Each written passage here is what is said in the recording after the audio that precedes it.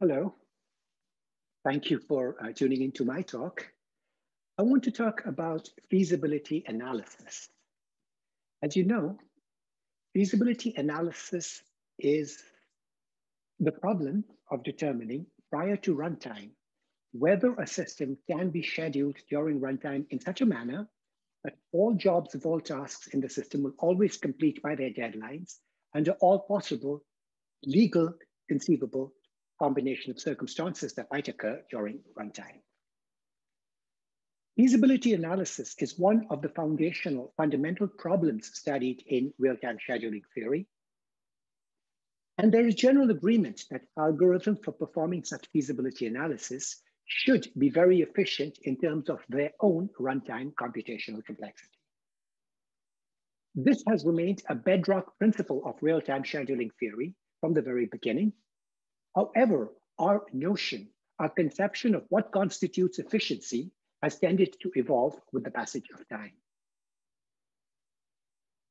In the early years of the discipline of real-time computing, we required our feasibility analysis algorithms to run in time polynomial in the representation of the system being subjected to analysis.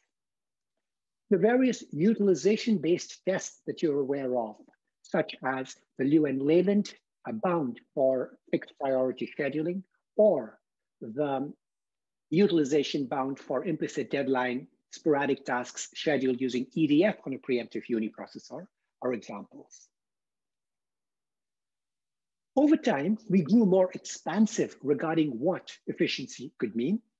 This led to the acceptance of algorithms that have running time pseudo-polynomial in the representation of their input being considered reasonably efficient. The response time analysis algorithm for fixed priority scheduling, or the processor demand bound analysis based upon the demand bound function for preemptive EDF scheduling, are examples of pseudo-polynomial time algorithms for feasibility analysis.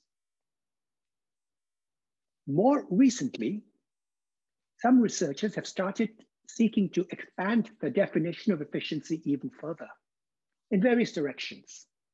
One of the more interesting approaches, in my opinion at least, has been the willingness to consider the use of ILP solvers, integer linear programming solvers, in your feasibility analysis algorithms. Such algorithms that use ILP solvers are necessarily exponential time algorithms, since solving an ILP is an NP-complete problem for which the best known algorithms are indeed exponential time. However, the mathematical programming, the operations research community have devoted tremendous effort at designing very good ILP solvers. So these solvers are out there that, despite the fact that they're solving an exponential time problem, are able to do them very efficiently in the vast majority of cases. So the hope here is that if we were to run exponential time algorithms, but were to encapsulate the exponential aspect of the algorithm within carefully crafted calls to ILP solvers, perhaps the overall runtime of the algorithm would remain acceptable in practice. So let us study this evolution in our belief as to what constitutes efficiency from the perspective of computational complexity theory. You're all very familiar with the computational complexity classes P and NP. P represents those problems that are solvable by some polynomial time algorithm. The class NP represents those problems for which provided solutions can be verified in time polynomial in the representation of the problem. It is generally believed, as you well know, that the class P is not equal to the class NP. There are problems whose solutions can be verified in polynomial time that cannot be solved in polynomial time. The concept of being NP-hard is also well known.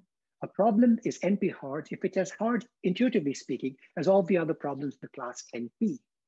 This in turn means that if you're able to solve an NP-hard problem in polynomial time, you would be proving that P is equal to NP, which is a highly unlikely circumstance.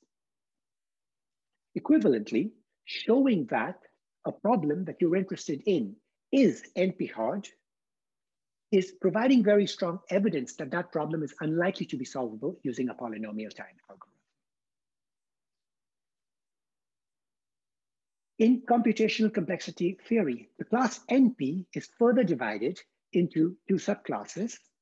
Intuitively, the problems that within NP are somewhat easier, they're referred to as being in NP in the weak sense, and harder, those that are in NP in the strong sense.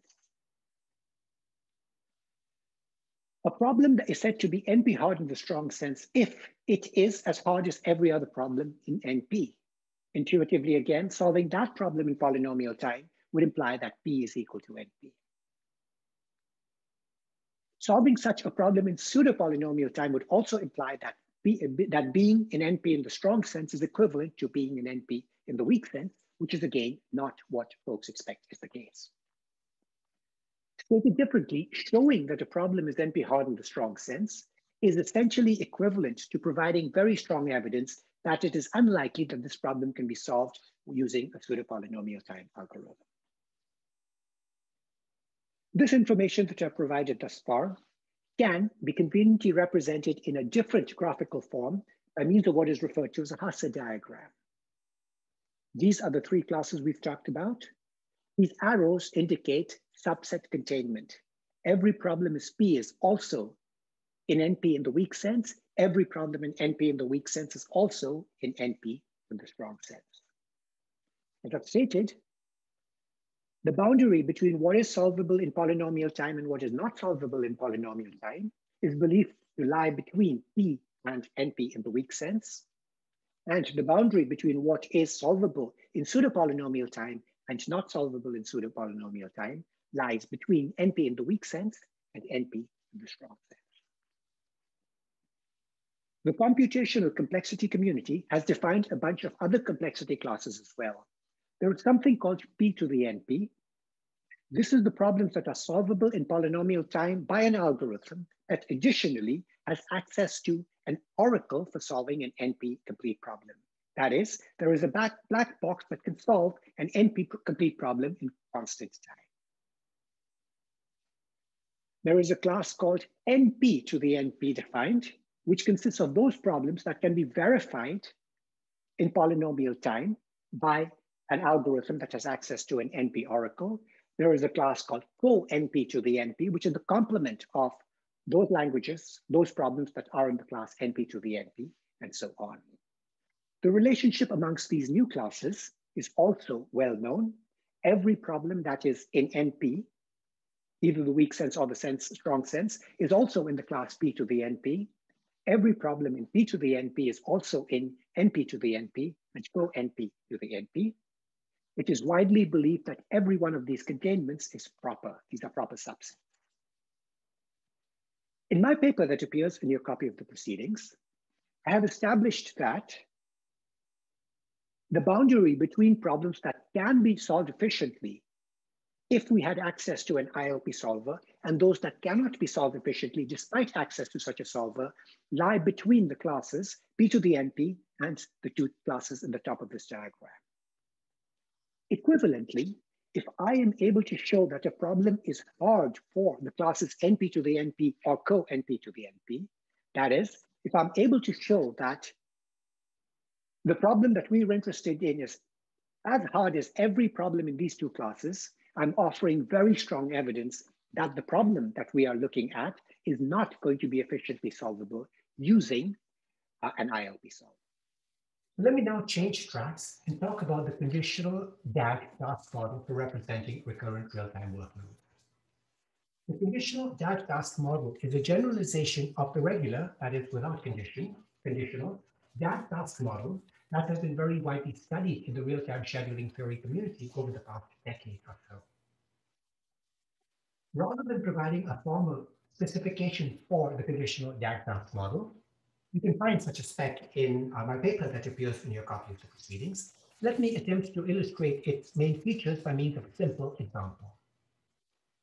This graph represents a conditional DAG task. The rectangular vertices, the ones labeled A, B, C, D, E, F, G, H, and J, represent sequential pieces of code that need to execute. The diamond-shaped vertices appear in pairs and represent conditional constructs. These two pink vertices therefore represent one conditional construct. These two green vertices represent a second conditional construct. A conditional DAG task exposes parallelism that may exist within individual recurrent tasks, thereby allowing the exploitation of such parallelism in order to meet timing constraints upon multiprocessor platforms.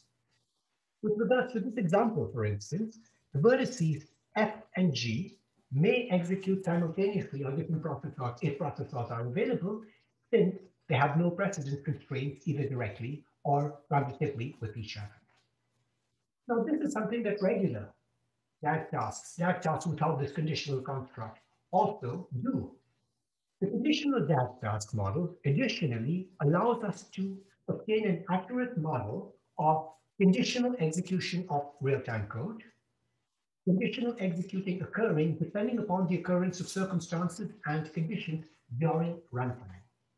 Let me illustrate by walking us through some possible executions of our example task. In every execution of this task, the vertex A would execute first. After that, a Boolean expression gets evaluated. This expression may evaluate to either true or false. And depending upon this outcome, either the lower branch will be executed or the upper branch will be executed, but not both together.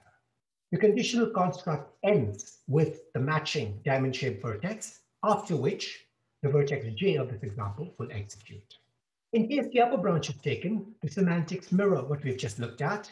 First, the vertex B will be executed. After that, the Boolean expression is evaluated. Depending upon its outcome, either the lower vertex E or the upper vertex B is executed. And then the conditional construct is terminated as we traverse the green diamond-shaped vertex. And then the outer conditional construct is terminated as we traverse the pink diamond-shaped vertex, and after that, the vertex J is executed. The research that I'm reporting in this paper was motivated by an effort to obtain an efficient algorithm for performing feasibility analysis of such conditional DAG tasks in which each vertex, rectangular vertex, is pre-assigned to some specific processor in a multiprocessor platform. So given a system in which each vertex is assigned to a particular processor of a multiprocessor platform, the objective was to determine whether the entire task is guaranteed to complete within a specified end-to-end deadline under all possible combinations of circumstances that might occur that result in different conditional expressions evaluating to true or false. In order to report my results regarding my quest for such a feasibility analysis algorithm, it is convenient to go back to the relationship we had identified amongst the various computational complexity classes. Now, feasibility analysis for DAG tasks without this conditional construct are known to lie in the computational complexity class NP-complete.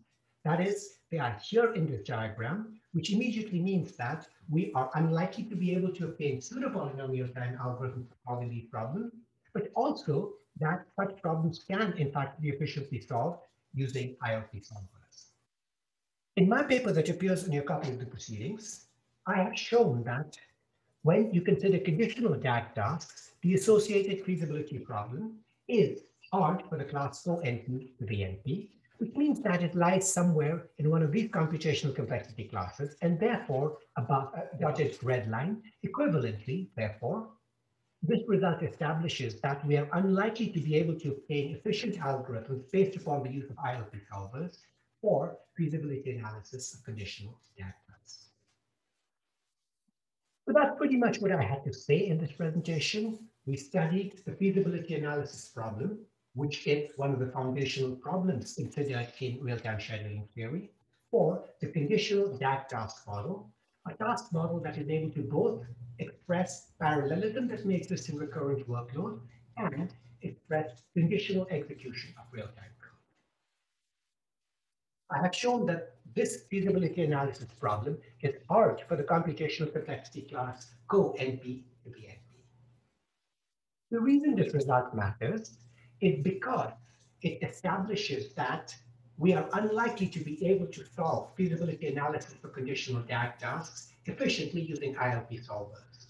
When you contrast this result with the earlier one, that feasibility analysis of regular DAG tasks can be solved efficiently using ILP solvers, we get strong evidence that the feature of the model that is causing this additional hardness, that is making the problem not efficiently solvable, is the conditional construct.